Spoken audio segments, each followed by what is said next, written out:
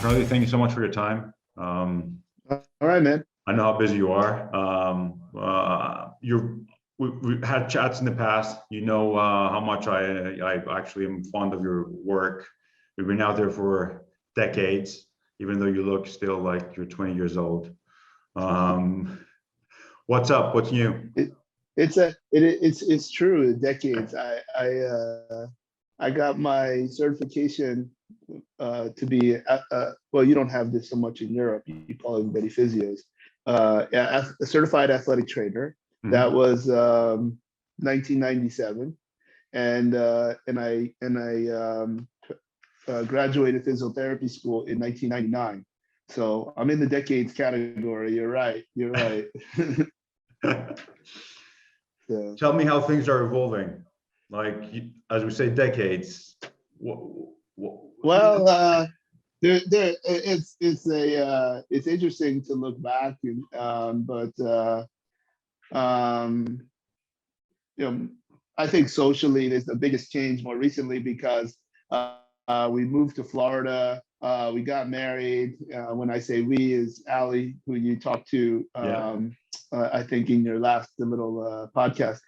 It's always a big move, but to move to a different part of the country is a big thing, and then to do it during this period of time where things, rules and regulations change on a regular basis. But I just kind of I just go out a different airport now. Like my so the business or the functional stuff is really not terribly different. Um, so we still have two offices in New York City where Kyle Bowser manages those two.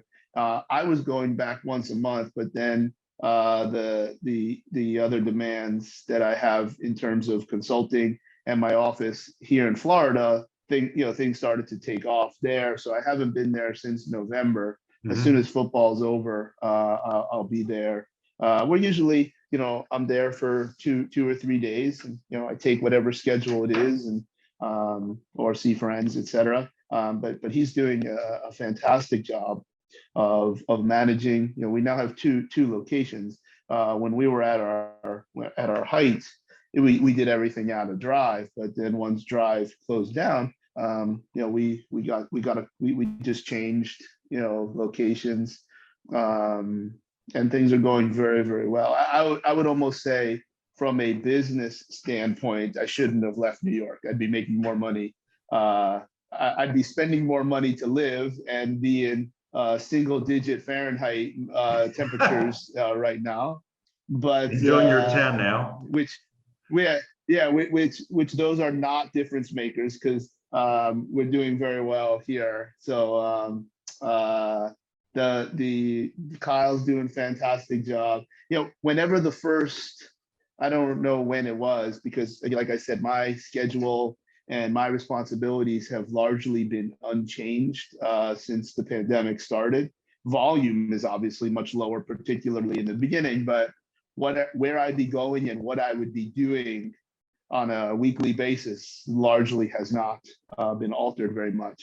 So whenever the first gap, in intensity of the whole pandemic was when New York started to stir a little bit, and businesses opened, even though for America it is still significant restrictions. But for all I know, it's similar in Europe. I think it Yeah. might be closer. Whereas in America, there's some places that have significantly less restrictions or less demands. But once that first period of time hit, man, I don't know how other business models in New York worked, but for us, it was explosive in terms of people coming back, and it's very impressive and I'm just so happy for to like when people come to work with me, and I say that very, very specifically, nobody works for me, they work with me. We have a model which is very, very similar to like doctors' offices or attorneys' offices, where it's like a practice, and then there's we don't use these terms, but to explain it, there's, founding partners, there's senior partners, et cetera, and that's how the revenue gets distributed. And Kyle started many years ago, at a level, and now would be basically a senior partner, and he deserves this based on his role and his responsibility and authority that he has for those two offices. What is just really very, very special is to see how he chose to upload the values that I feel are the keys to the type of business model that we run. And then he's executing them, and to see someone develop, because certainly the values are. I want you to realize that the reason that you work is so that you can enjoy your time when you're not working. That doesn't mean the reason you work is so you don't have to work. And that's and look, well, that's a loaded statement, because but a lot of my loaded statements or cryptic statements that I get accused of, they're meant to breed conversation. So it's like, well, what do you really mean by that? And at the end of the day, to see him just at a moment, at any moment, he's already at a level in New York City that it doesn't matter really how much you charge, but he's one of the top physical therapists in New York City. I'm not there anymore. I'm just a hitman that shows up once a month, and that should be recognized. So I'm so pleased with that. And look, it's other people chose not to follow that same path. So that's the but even anywhere when people see that people are making good money and good life, they get poked at, and I'm also very happy how Kyle has navigated that, which is basically just be yourself and do what you do, and he's really probably not nearly as much of a target for that type of chatter than somebody like me was or is, but that's okay. I don't mind taking the heat so others can benefit within my family. And that's the main purpose, right? To actually breed people better than you, and follow the mission and the values of the business you've built. Well, I think there's probably a lot of cliches like what you were suggesting, Rocco. And whatever my cliches are, like there's no question that when a dollar comes in as a founding partner, yes, I'm collecting that. But I think the first step is to appreciate that, like, everybody's like, you should not feel ashamed to get paid. You should not feel ashamed for your financial goals, because most people are. I mean, I had some piece of garbage who was actually soliciting me here in Florida to take my overflow. Okay. So he's in my office. Basically, he's a physical therapist, and I have zero emotion, other than that's interesting. That if someone's not familiar with my messages publicly or clinical approach, whatever, I don't care. Like, it doesn't hurt me or help me. He obviously had no idea, and he knew I was new. So he asked, I said, well, listen, right now, I don't really have a lot of overflow, but I mean, how ridiculous would it be that he would just think that he could I would just refer someone to him, because in his mind, physical therapy is all cookie cutter and, whatever. So I said, and then I said, the conversation was still okay, but then it took a left turn. And I said, well, I'll be honest, a lot of my overflow is simply people that don't want to pay the freight, which is, it's fine. We all walk into a store. And we see a product or a piece of clothing or something that we really want. We absolutely love it. You look at the price tag and you walk out. It's not because it wasn't a great product. You just didn't value it to that point. So he goes, if you don't mind me asking, what do you charge? I said, I charge $400, which is significantly less. And his mouth dropped. And I went on to say, well, that's actually significantly less than what I charge in the city. And he's like, so-and-so down the street only charges 200. I said, okay, but they're not me. Yeah. And it comes off arrogant, and that's not a narrative that I offer. There's no value, because every single person listening here in their heart should say that they're better than the next person. You should say you're better than me. I should say I'm better than somebody listening. Otherwise, why would you be doing what you're doing? Like, if you don't think what you do is the best in the world, why would you expect somebody to come to you instead of someone else? Now, good thing for everybody. There's no championship belt for the best trainer or best physical therapist, because everybody's, oh yeah, like so-and-so's the best physical therapist, or one of the best physical therapists in the world. Yes, what does that matter to me? Like, yes, it's very nice to be part of a flattering narrative, but if somebody doesn't like something else about me, they would never put me, and they would talk about some punk kid who was buying Training Equals Rehab in 2009, and he's comparing me to them. So he was removed from my office. Luckily, did not require physicality. He apologized after I came back from the bathroom, and I said, well, then you just need to be cognizant of your behaviors, because there was just you came into my office.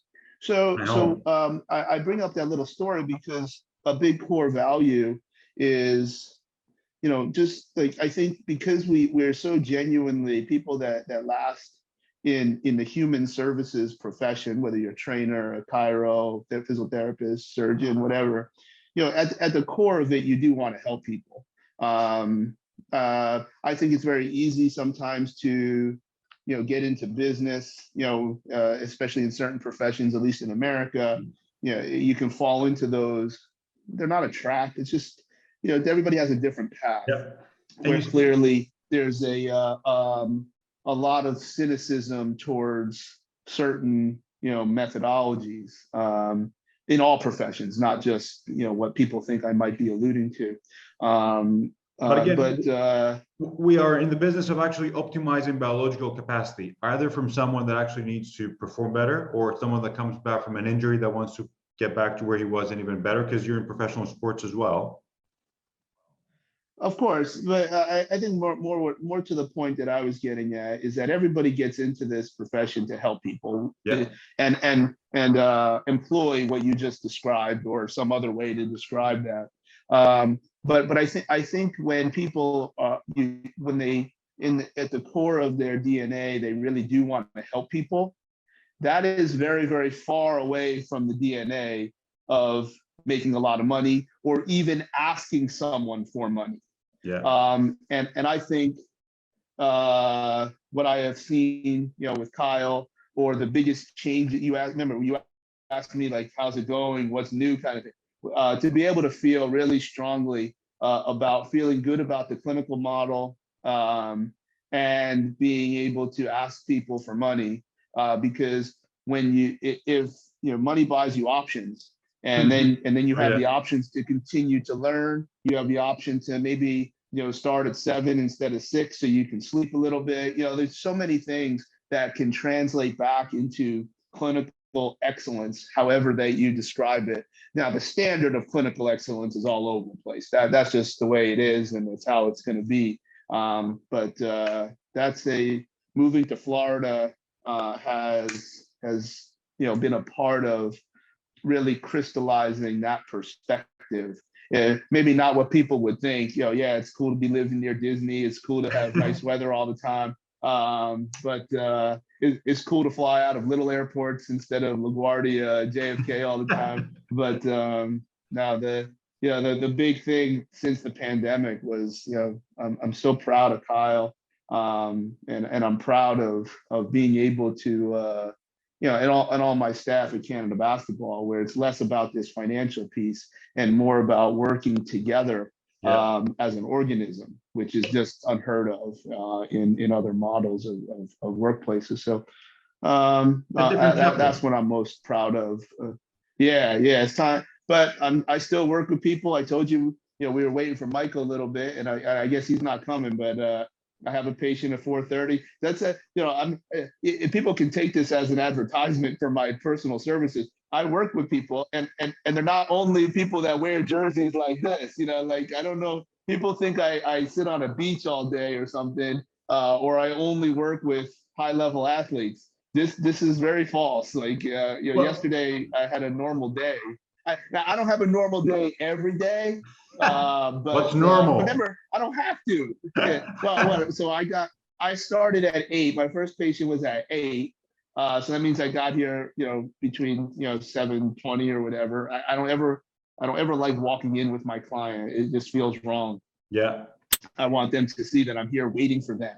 I'm ready. And then 7, 8, 9, 10, 11, 12, 1, and then some consult time. Then I probably didn't leave till like 4:30 or 5.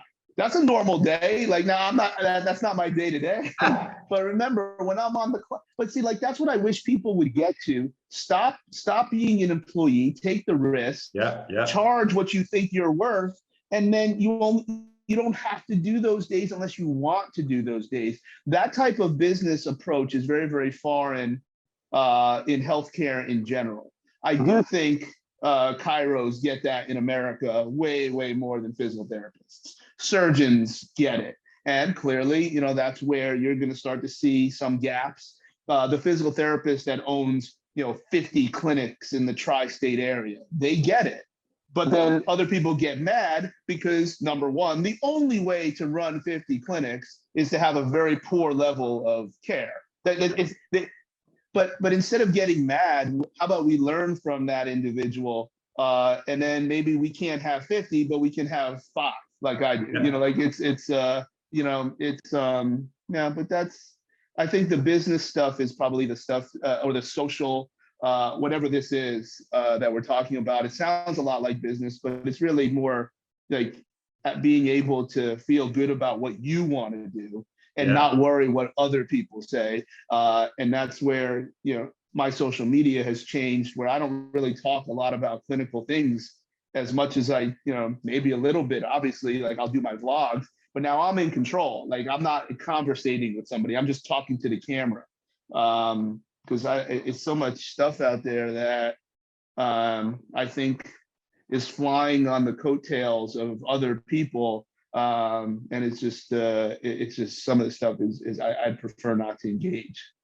No, I bet. And it's a risk that's, if you value yourself and you value what you do, plus all the investments you've done into your education, into your practice, you need to get paid for that, and you need to be proud of the outcome you're going to bring. And I'm 100% with you. It's not about being cocky. It's about actually believing in yourself and saying, look, I'm really good at what I do. Yeah. I just had a patient earlier today, where he was describing some of the very linear messages from his surgeon, some of which that I think would be fair to categorize into catastrophizing type of comments. And I said, like, I think everything's in good shape. Yeah, I probably wouldn't get along. It sounds like some of the comments, the way you're recounting them, which may not be exactly what the surgeon said, they're probably a little bit more arrogant than I would prefer. However, when you're knocked out and he's got his tools in your lower back, I want him to be the most arrogant whatever on earth. And when I come up with a plan for you, you want me to be arrogant by definition, that whatever I'm doing is totally going to work for you. So that's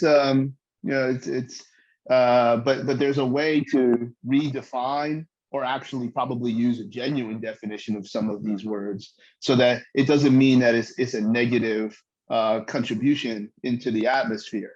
Like, that's why I choose not to comment too much on other things. I'll talk about my own stuff.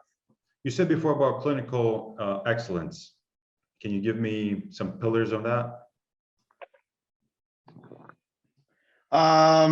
Man, I probably should write them down, because I can maybe just tell you a couple of things that come to mind because there's probably a lot of pillars. But one thing that is interesting to me, because I certainly believe it, when I evaluate someone, I am trying to, it's actually, Michael is one of the very few people that I have seen actually embody this at a little bit more granular level than what I'm about to say, but I'll tie it together. When I evaluate someone, I am trying to find a treatment or clinical model that is as far away from what I do as possible. Mm-hmm. It is as far away from my skill set and as far away from my passion as possible. Because if I truly believe that's the best way to help that person, meaning I'm going to refer them to someone else and tell them that their money is no good, Mm-hmm. that nobility has to be right. Like if I'm willing to do that, then there's a right, it's not righteous, it's just right, it's correct. Yeah. So for instance, I saw, this is a while ago, Michael just joined. very fit. Oh, all right. Where is he? I don't see him. Continue. I'm all ears. I'm listening. Continue. Yeah. We're just talking about you. So, she had like whatever her issue was, it was like a pathological fracture.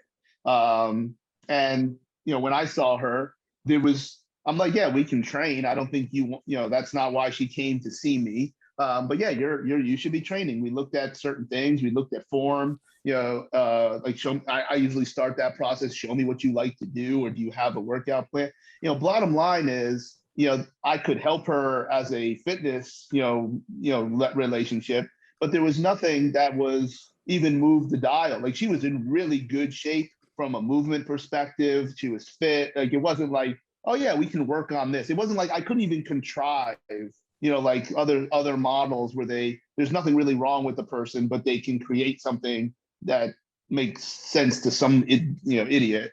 She was in really, really great shape. And I said, I would like you to actually consider working with someone in functional medicine or nutrition, because there's no reason for your tibia to have exploded in the way that it did for no apparent reason. And I said, like, there's like, at the end of the day, fitness, can also change those markers. But if we don't even know what those markers are, which I have no ability to order, and I don't know, I kind of know a little bit more today than I did then. But my point was, clinical excellence is taking you as far away from what you do, which is like the dumbest business model in continuing education. Like think of, and that's why I said I'll tie it into Michael, which I was going to say, when you came on or not, one of the most impressive things that I do not hear other educators say, other than me, of course, is like when you teach your model, which is way more granular, you are teaching, you're clear as day of saying, do this, do this, do this, and your first decision is to decide that this is not a neurodynamics problem. At which point, everything that I'm going to teach you over these next several days will not be effective. Now, there's a lot of people that are dominating in the continuing education space right now that would say, you're an effing idiot. Like you're telling people not to do your stuff. But that's because that's clinical excellence. That's not the same as selling a whole bunch of seats to guys, characters that don't break in their hat and are weighing 130 pounds. So they think because they hate lifting, then they'll do a bunch of flexibility exercises and think that's the model because it panders to them. But I think a big piece of clinical excellence is it's not just to refer out. It's but if you really have enough knowledge of these other aspects of treatment or training, then it'd be like, yeah, you don't need me, man. You just go do this. Or what is that really that different than, look, we tried, it's time to get surgery. And even then, therapists don't do that because they think they can solve everything. And the person's dragging their leg 3 feet behind them, but you don't need surgery. Like, what are you talking about? But they know that it's not a bucket handle meniscal tear. they know for sure it's not, because they found some study that said people do just as well with training or rehab as they do with a meniscal surgery. And it's so silly. But clinical excellence, yeah. Now I'm sure there's other pillars, but that was one that's a little bit front of mind as we're talking today. Michael, welcome. Well, thanks, thanks, Charlie. Thanks. That's what we're actually saying. You got it. No, the genuine. It's trying to figure out the excellence, as we said, as the clinical excellence that we're trying to figure out. Because in our previous chat, Michael, we're saying about with all the biopsychosocial stuff, we're moving away from the body, and you know better. What's the case for that? Why we're not actually? Oh, okay. I'm glad you asked that, because I hope people don't think that it should be one or the other, or that I'm saying, oh, forget the mind, it's all in the body, or vice versa. But for me, how it happens is really important. For instance, if someone has a perception that links to their unhappiness, for them that could be pain. And that has very little to do with the body, and that's psychogenic pain. Now, I speak to psychologists. I've worked with pain psychiatrists. That is very rare. They are suffering, but it doesn't mean they have body pain. Now, a physio who's into the psychosocial might mistake that for a physical pain. It's a headache or whatever, and then go psychosocial or whatever. Another physio might mistake it for a physical problem. Now, so how things happen to me are really important. And going to what Charlie said, he sort of illustrated the importance of not doing what I do, but solving a problem. Yes. I have found that I have, because I hate a question that I hate that people ask is like, so what do you really do? And I hate answering this, because so usually Ali is with me and I'm like, you tell him, because it's like I'm clearly not a physical therapist in the traditional American commercial model. Now there's many brilliant therapists that operate in a similar fashion that I do, but most people, that these are rare compared to these mills of clinics. But I would say I'm a problem solver. I've used that. Like, I just solve problems within this genre. And because I know enough, which is often a little bit, about a lot of things, and you see some of these hallmark patterns, the things that I know I'm really good at a global level of management, that's why I said, like, it's less granular, because you can run a keen movement or orthopedic evaluation and get to a point that if I'm only really good at, soft tissue mobilization, whatever the hell that means, my evaluation should begin, again, Rocco, like the pillar of that evaluation is I should decide when this is not going to be solved by soft tissue mobilization. And that's a very foreign thought process, I find, particularly when I'm able to actually explain it cogently. And back to your question too, Rocco, if someone has psychogenic pain, that's one thing. But the other thing is, and I'm thinking about, Stu McGill and Charlie and all you strength and conditioning guys, you are motivators, but that's not directly a psychosocial technique. Now, let's get specific here. If someone says, I don't reckon I can do that, psychosocially, that would be lack of self-efficacy. But, and then you would convince them that A, it's important, B, they can do it. That is technically a psychosocial technique for their function, but it's not directly treating their pain as if it was psychogenic pain. Yeah. And I think people don't make that. I don't think people make that distinction. I think they should. And motivation is really important. You are treating the way they are as a person, tapping into what motivates them and what generates great muscle strength and so forth psychosocially. But it's not actually directly a pain management strategy. It's a function strategy. Yeah. Like I would say it's not a pillar, Rocco, to continue with another bullet, but I think there's 6 kind of genres of training and rehab, and one of them is psychology. That doesn't mean biopsychosocial. It just means, and I would actually say we're all psychologists. If you're Yes. communicating with somebody and telling them in some way, shape, or form, you're asking or telling them to do something that they wouldn't do on their own or don't know how to do on their own, the word psychology governs that process. I will never be so arrogant to think that I'm able to connect verbally, meaning psychologically, with every single person that I come across. Now I take that more in my recent years on developing a staff. Like developing like people working together. You just have to pick the right people. You can't unless you fire everybody. There's a dance that has to happen. But firing everybody is usually the easiest way, which in pro sport is how it works. Like the head coach comes in, the GM comes in, everybody gets wiped out, and everybody's scared they're going to lose their job or whatever. But then that, at least you're giving the leadership a chance to employ their vision.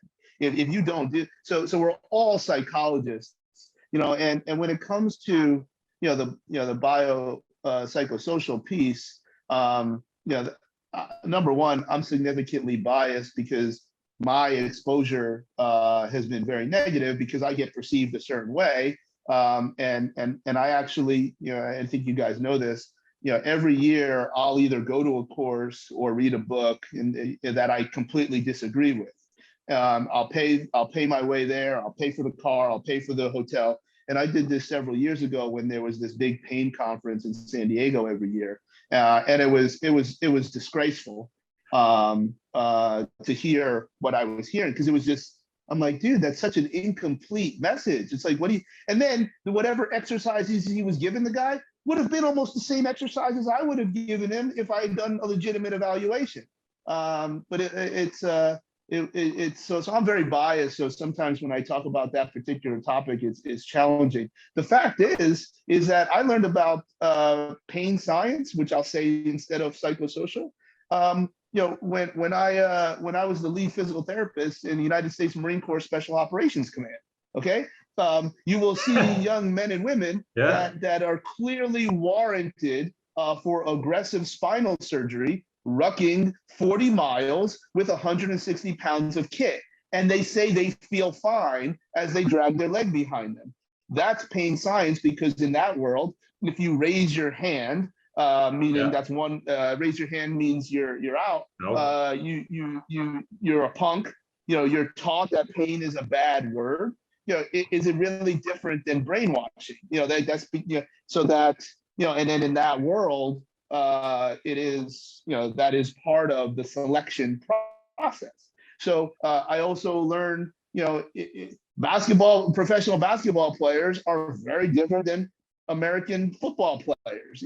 It's just, and then when you backfill what you're seeing with what less threatening messages on psychosocial, meaning culture, gender, experiences, just like if you get an MRI that reads herniated disc, and all 10 people that that had a herniated disc, had some kind of back surgery, your back is going to hurt more. That's just a very believable thing. And then what happens next is potluck, because some people can apply to the right strategies. Like, I'm looking at the people that I'm sitting with who are also on board with my sentiment, and it's like, this is trash. This is no shit. Of course that's, so I should be empathetic with my, man. That's really, that's it. Look, I think you're right. People sometimes take it too far. For instance, having a good therapeutic relationship is good. That's known. But going home and you've got back pain, you go home and think, wow, I've got a great therapeutic relationship now. Wow, my back's better. That doesn't happen. It's a gateway. It's an avenue. It's a way of getting to the goal. It's not all, because it can produce a good outcome in some ways. How and why is still not very well established. And I think we need more information on that kind of thing. I'm sorry, Rocco. I have told patients that I would pay for their, because at a time, even now, virtual therapy is still, a thing that people are accessing. I said, I will pay for your session with so-and-so, who is probably well known in terms of the psychosocial piece. I said, but I have to watch, like, you have to give me the recording of it. Like, I want to see what this really looks like, because I mean, I don't know, like, if I take a sledgehammer to your shin and I put it into pieces, are you going to tell me that like the pain is like you're just kind of thinking it because you think sledgehammers are supposed to hurt? I mean, like, I don't get it. I don't. And that's a very sensational, approach that I do expect to be retorted in a fair way. But at some point, man, like, to think you don't need surgery, or to think that nerves, muscles, and joints don't matter and it's all in your brain, I'm like, dude, this is nonsense. Like, thank you, Charlie, because and it's been on and on and on and on, because I say it's either poor way of actually evaluating, and that's what I want to ask both of you about evaluation, because you said that before, and Michael says that a lot, especially your new courses out, Michael, if I remember correctly. Yes. Which more the course, the latest one, which is if you say that it's in his head, pain is in his brain, in his head, like he thinks, because as you said about the sledgehammer before, is it a poor evaluation? Is it poor practice? Well, first of all, I think we've got to clarify generalizations. In terms of mechanisms, all pain is in the brain. That's important. That's very important. But how it gets there and how it behaves from whatever the triggers, causes, factors are, that's another story. Like, this can be put on a spectrum. If someone is perfectly normal and asymptomatic, and you push your thumb on their skin gently, it won't hurt. But keep going. Let's say you have Iron Man thumb, and you can break things if you push hard enough. Eventually, as that force increases, it's going to hurt. No matter how happy you are, or no matter what you're thinking, it's going to be difficult to avoid pain. And so there's a spectrum of different factors. And so for me, evaluation of people is really important. And one of the key things is getting away from generalizations, but at the same time including them. It's a paradox, because we know generally that body is a physical structure, organ. We know that it behaves according to forces, Newtonian mechanisms, but too much of it can cause awful problems. And this is where the distribution of forces changes with different people, and we're all unique in some ways. So, Charlie, I'm sure you watch people lift or move and stuff like that, and you think, oops, that might be okay generally, but for that person, I don't reckon it's correct. Because of their biomechanics and stuff. I think. But to me, that's important. The eye test. If you have somebody if you're experienced, whether it's me or somebody else, something doesn't look right there. To study that is flipping difficult. You put someone into an ISO track or whatever it might be, and it is going to be really difficult to show that that person is different from everyone else in that aspect. Yeah. Especially when we look at the spine in particular, we have this enormous multiply of bodysuit that is not representative of every little thing that's happening that can generate symptoms. So, I mean, it's it becomes like this entirely circular conversation, which means it just goes around and around and around. And that's where I kind of just shrug my shoulders. I can talk about how I perceive management of certain situations where I discount nothing. I'll tell you 100% that I have wound up talking to patients for a long period of time. A lot of those patients, I'm like, within 3 minutes of them, and why is it such a short period of time? They have described multiple anatomical structures, and they're telling me what's wrong with them. I'm like, oh man, this is clearly going to be one of those. This will be closer to at least what I would say would be psychosocial, because I'm like, if you know what's wrong, and then what do you need me for? What are you here for? That's the people that are aware of their anatomy and they're basically just repeating what someone else told them. That to me is a sign that, and it might actually also be a symptom that you get in the early part of the subjective, that they just, you got to work to kind of turn them into, because at some point, whatever your strategy is, they're already sold that it's some other strategy, which makes it all the more confusing as to why they're seeking help from someone else. And in pain science, if someone has a strong conviction that a certain thing is wrong, that can often be a really difficult problem to treat, as you guys know. And if you can't change their thinking, you often can't change them, therefore you can't change their pain and their movement. And so what we're getting now is an influx of people doing motivational interviewing, tapping into someone's psyche so that we can spread our influence through their body and their mind. Now, that's actually a good thing. But you've got to remember, there are mental diseases out there. There's obsessive compulsive disorders. There's body narcissism. There's all sorts of stuff going on there that I personally don't have the ability to discern. But I get a sense when I think I can help someone, and that's kind of a bit intuitive. And, us going to psychosocial is a really good thing, but it has huge problems. And here's a good example. Someone comes to us with cervicogenic headache. Well, that's our job, isn't it? And you do stuff with them, and you get a phone call from a local psychologist. He says, "Oh, we've got a mutual patient." I did a weekend course a few weeks ago on spinal mobilization.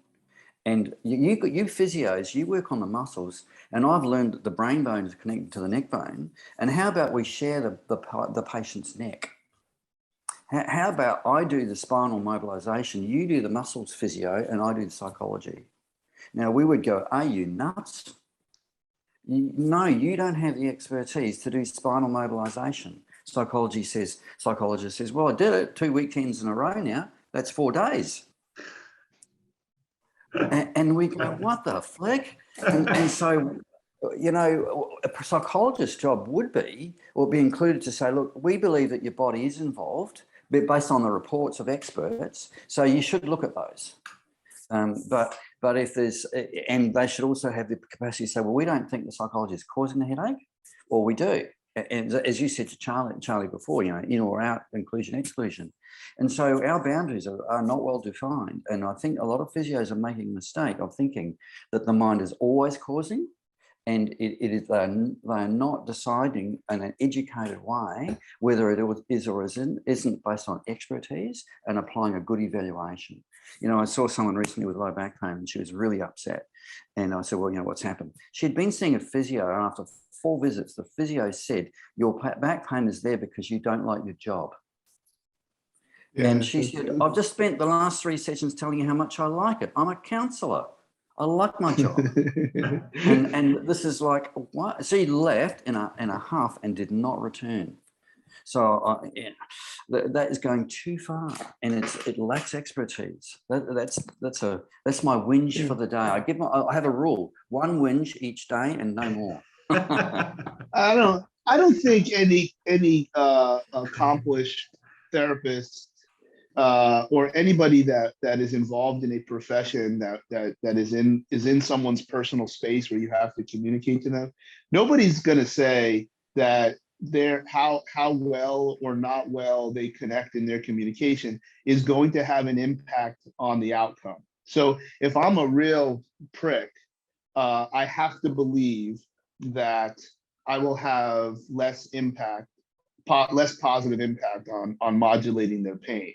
But at the end of the day, some of the more realities that are in not what we do about this psychosocial piece, but the facts, like the science. That's why I say I typically term this pain science more than psychosocial. And that, again, that's why I'm very transparent that I have a bias given my horrible experience in San Diego a few years ago. But I would say this: I can only prove 2 things. I can prove what I tried to do. Okay, so I used a soft tissue technique, and when I was taught is you do this, the energy crisis theory, blah blah blah. I was taught that if I did this particular area, If you're from the UK, you call it a neurological phenomenon. If you're from America, you call it a trigger point. You know, whatever. And I was taught that if I do this here, that I can impact that. Okay. So I can only tell you what I was taught to do. You could argue whether that's the reality or not, but I can tell you what I think I'm doing. And then I can tell you the only other thing I can prove is if you're satisfied, if you're happy with what I did. So now if your shoulder was like this and it hurt, and then I rubbed in the back of your shoulder, now it does this, that's real. Okay. That's not that. Now that's an incredibly incomplete snapshot of the total process. Yeah.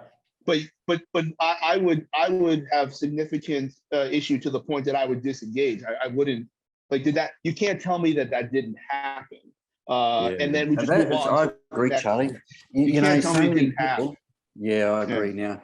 I'm just doing some stuff with PT students, and one of the things that is really common, and I think it's in the adult PT world as well as in graduates, postgraduates, experienced people, we are losing confidence in our observations, and because we've got so many PDFs that we have to read, and we're supposed to be influenced by what's in a PDF, and so we're focusing into text instead of experience.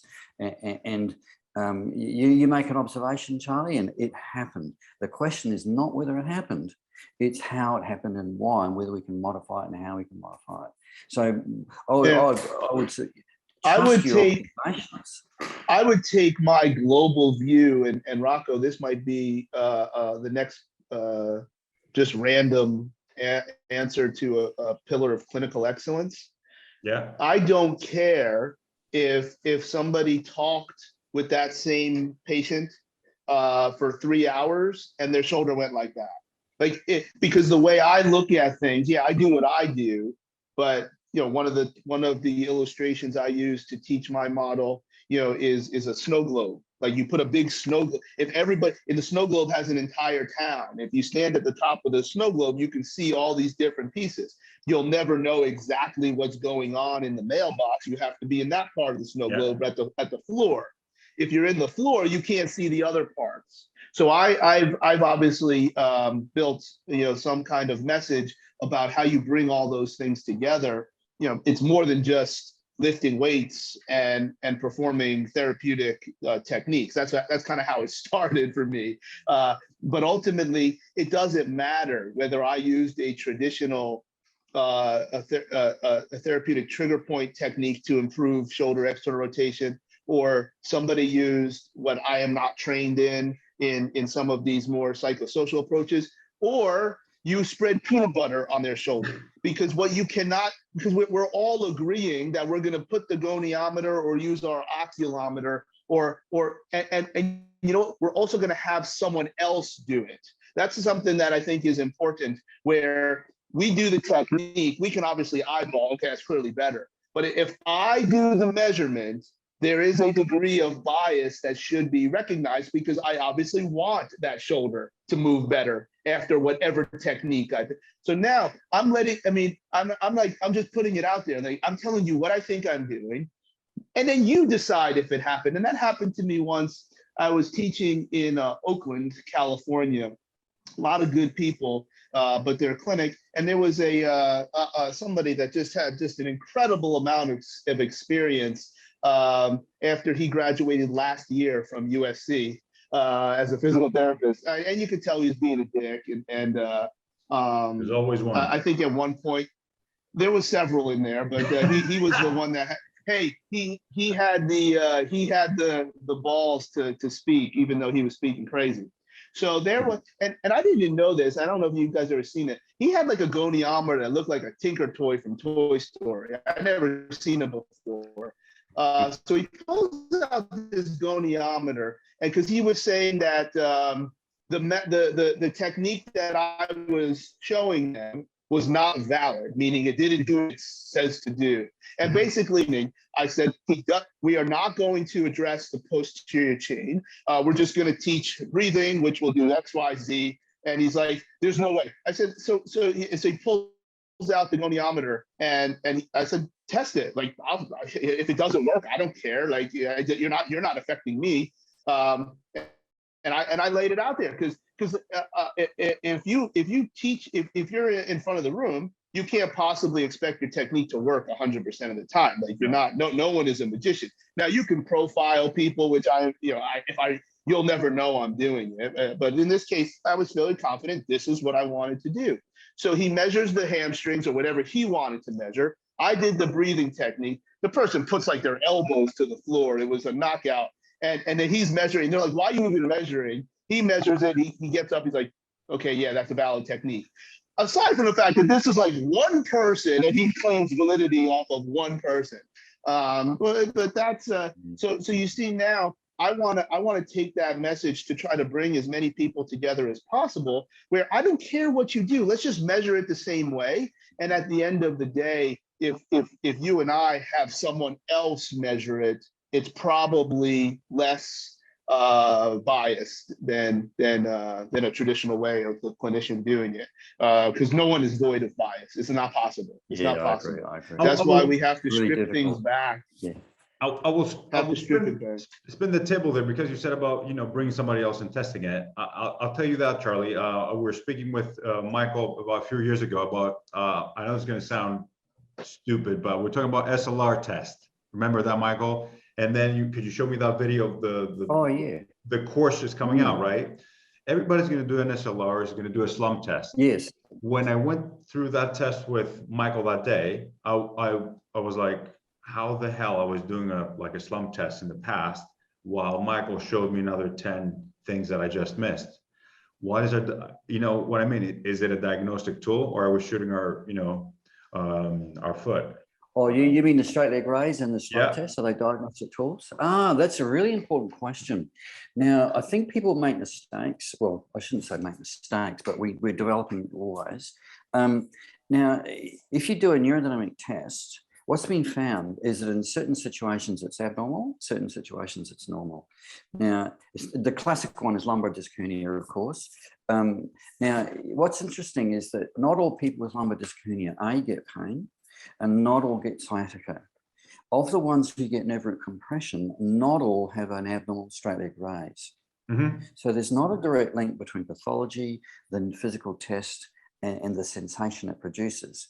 But what we can say is that the straight leg raise, like all neurodynamic tests, is a functional test of diagnosis. It's not a medical diagnostic test.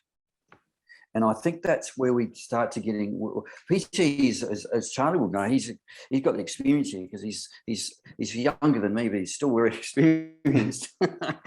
And Charlie, you would have seen the development of PT over the years, and we went into medical diagnosis with physical tests. And stuff of the shoulder and all sorts. Now, and so we've done sensitivity and specificity studies on when a test is normal or abnormal, does it include or exclude a disc hernia? But that's, some of them are good results, some are not so good. But the point is that that's actually testing the wrong mechanism. The neurodynamic test is a test of movement and sensitivity of the nerve.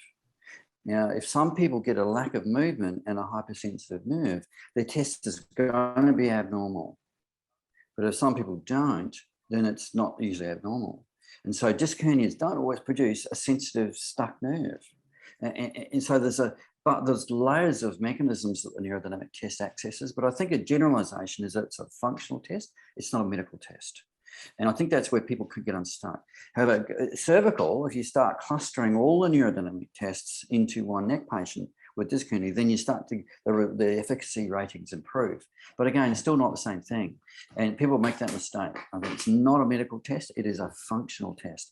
And Charlie, you and I and Rocco, that's our job, function, in relation to perception. It's very interesting, guys, because I think I can tie what I'm hearing there with the previous topic, because if somebody's hungry for a diagnosis for whatever reason, I'm going to be like, look, at the end of the day, it's just storytelling. Like until we have an MRI, which is a whole nother topic, like I'm beyond baffled as to why there is such extreme reticence to MRI, other than self-aggrandizing and making somebody feel important. What I'll say, all I know is that when you kick your leg in that position, it hurts the way you told me it hurt. At the end of the day, that's all I really know.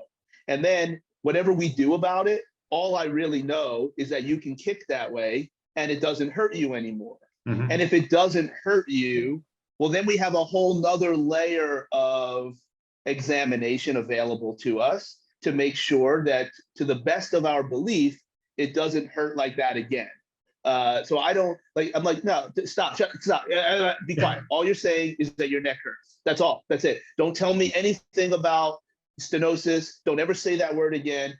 And sometimes I'll use that tact if I can, read the person in the right way.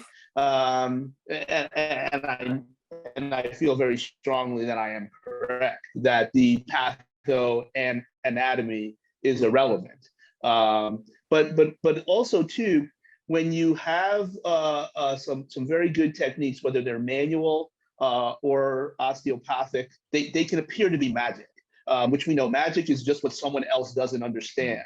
But what people do understand is, like, if you really do have a patho-anatomical issue like the sledgehammer, it can't get better from getting into this funky position with your hand like that. It can't. Yes. I can't rub. Yes. And yes. That they understand. Where, like, listen, I don't deny what the MRI said. I do question the relevance, because I'm very confident that if I crack your neck with my intent of XYZ, which I don't even know what it is. So I just know people typically move their neck better after you crack their neck.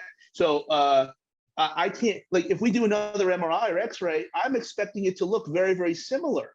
It can't matter. And that they get, like, you can't change. So, like, manual therapies that teach that you're actually doing something to the connective tissue at that moment, completely absurd. Like, we know that connective tissue cannot respond to one pass of some type of technique. But you can prove that their shoulder feels better. And that should, I think I have found that a lot of people, okay, I get it now. But that's only because you've got a good skill set of magic, which again, that other side of the equation would say, no, don't ever use that. Like, you're creating dependence. What are you talking about? Like this is, it doesn't even make any sense. And that's how I struggle. As a problem solver, I feel my first step is to put myself in the other person's shoes. I'm fairly well studied in the competition of debate. So if I can run your debate, I'll always win. I cannot do that with these people. Like, why are you telling me that doesn't happen? Like, why are you telling me that this person is thrilled to leave my office, has a complete understanding of my approach, and you're telling me that I did something wrong? That's outrageous. Now, this is interesting. Do you mind me talking about radiology and discussions with patients, because it's an important area. There are studies that show, people who have a lot of radiology often have bad outcomes. Now, my feeling is that, but that doesn't, the magnetic waves don't actually change your pain. It's not the radiology. It is how we deal with it. And a recent study by some physios in the UK showed that they interviewed people who had chronic low back pain, and these people had, a number of them said, we are not going to engage in rehab because we have not been reassured that this problem isn't serious. Charlie, absolutely. And that could be a really good way of getting into someone's psyche and showing them that it's not serious, and they then become a candidate for rehab. Now, that's a kind of cognition, that's a kind of cognition a psychiatrist would say is critical in patient management. And so just for people show better long-term relationships staying together than small weddings. So everyone has big weddings. That's not going to improve your relationship. Charlie, I know you have to. Congratulations on your wedding there, Charlie. I know you have to go. Thank you. I could, I got a rock here, but that's all those things. And look, probably agree on a lot of the topics that we're talking about. At the end of the day, I just, if you don't agree with somebody, like you don't, there's got to be other things you can talk about with them, and, Yeah. and that's a change that I'm very happy in myself, versus the Charlie that you know started to do these podcasts in like 2012 and stuff. A zebra doesn't change the stripes, but I just don't get it. I don't understand sometimes. So Rocco, you got something at all to sign me off here with? But I got to get to my patient. Yeah, I know, 100%. Thank you both for your time. I know we're gonna do some seminars together in the future when all this malarkey goes out of the way, and I'm looking forward to that. And speak to you soon, and waiting for Michael's new product out soon. Thanks, guys. Great to see you again, Charlie. It's been a while, and looking very well, looking strong as always and healthy. Great to see you, Rocco, and all the best, guys. man. Have a good one. Well done. Thank you. Bye-bye. Bye.